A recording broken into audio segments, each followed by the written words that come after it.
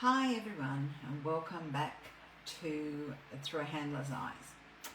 Today I was going to talk about how we can keep up our training during busy times and stressful situations, but currently on the East Coast here in Australia we're having the possibility of a cyclone landing. So what I've decided to talk about today is something crucial: how to prepare for natural disasters when you have a pet. And I will refer to them as pets because even with our assistance dogs, even if we have other animals in the house, this all applies to all of them.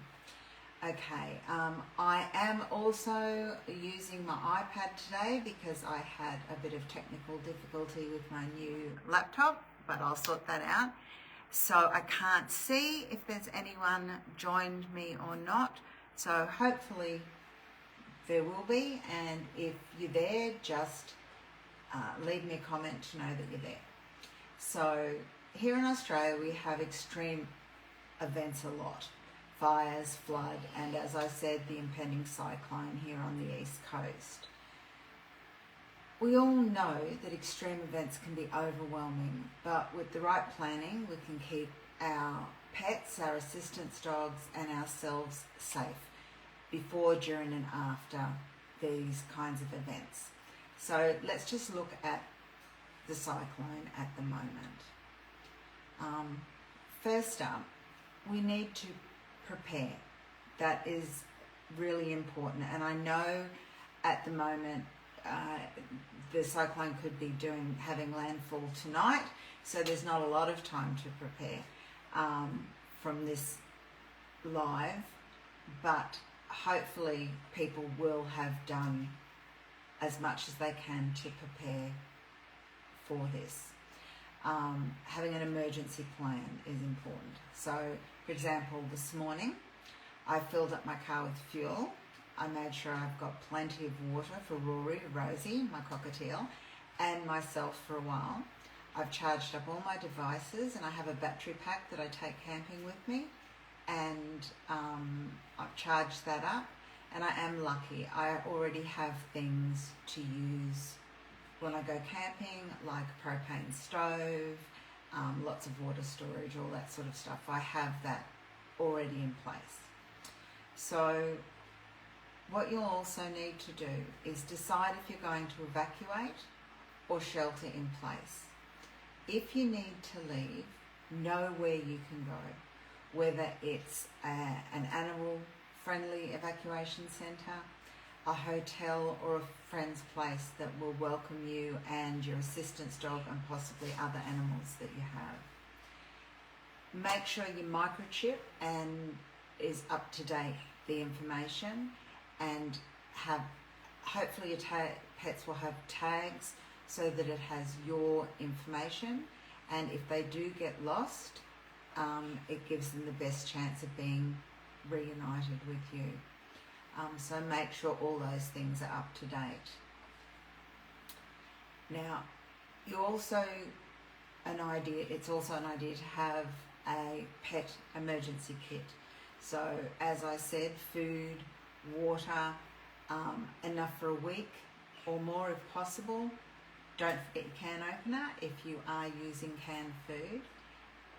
Any medication and vet records in a waterproof bag or a folder. I've put my own important papers and Rory's important papers into my car so that if I do need to leave, it's already there. Make sure you have leashes, harnesses and carriers to keep your animals secure. Maybe litter or pee pads or waste bags, other things like that, because just because we have a storm doesn't mean they can hold on for all of that time. And of course, a first aid kit, including bandages, antiseptic, any medications any of you need, and things of that nature. So then, after you have all of that, you need to secure your home. put anything that could be picked up by the wind in a shed, or tie it down or bring it inside. I have actually seen people put their plastic outdoor settings in a pool, which works to stop them from blowing away. So that's really good. Bring your pets indoors, your animals indoors before the storm hits, and set up a safe place inside where you can stay away from windows and other potential hazards. Okay? So, now the cyclone's here. What do we do? First, keep your animals indoors and close to you. If they're nervous, let them settle with their favourite blanket or toy near you, because you are their safety. Avoid windows and glass doors. We don't want them getting injured if something breaks. If you don't have an area without windows, you can tape the glass, close the curtains, and hang a blanket over it if you can. That way it prevents, if the glass does break, you'll have less chance of being injured by the flying glass.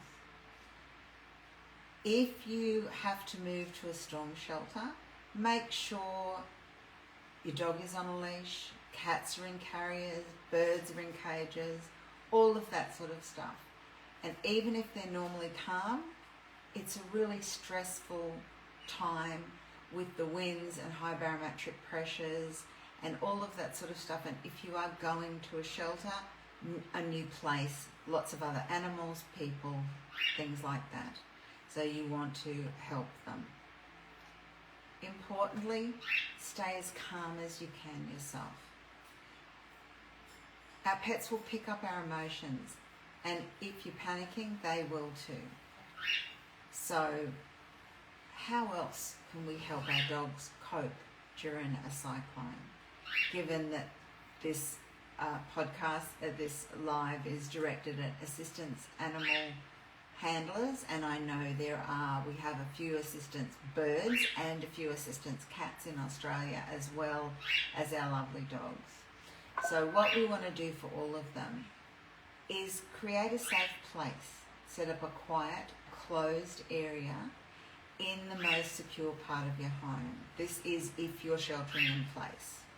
So in a secure part like the bathroom or your laundry, use soft bedding, blankets, or a crate. Try to block out if there's any flashing lights, and keep the lights a little bit dim. You can also use calming aids if you have them available. Adaptil and a diffuser or a spray, because we may have no electricity. So a spray you can use near them, be near them, and if they come to you for comfort, that's great. But don't be overly fussy. You can't reinforce fear, but you can make them feel more fearful if you are more overly fussy than you normally would be in any given situation. If they come to you, great, curl up on the bed if you need to, hide in a safe place. If they just want to go and hide on their own, that's okay. We all cope with these situations in our own ways, and our animals are no different. We can use some distractions to help them. Sometimes a bit of mental stimulation helps. It'll help you too. Try offering them a puzzle feeder or a licky mat, chew toy, and licking and chewing are naturally calming behaviours. So if they will, because in a stressful situation they may not even want to eat at all, let them. Give them the licky mats. If they're up for it, maybe even a short training session. Just a couple of things that you might normally do, like hand targeting, get them to go into position beside you, or if your dog uses a middle position, get them to go there. Do a couple of little easy things. Get them relaxed if you can. And I know that's not going to be easy, because I don't think we're going to be very relaxed. I know I probably won't be. Luckily, Rory is very good with storms. I was in Brisbane not long ago, and there was a strike right near our caravan. It turns out the tree right next to the caravan was hit, and I jumped 10 feet, and Rory was just like, oh yeah, that's just a noise. So he's been desensitized very well. You will also need a toileting plan. Now, if it's too dangerous to go outside, you need to have somewhere inside where they can go. So you can set up a pee pad or artificial grass or a designated corner in it with absorbent material. And don't forget to reward them for using it. They might need to do it again, or more than once in this storm, or again in future storms.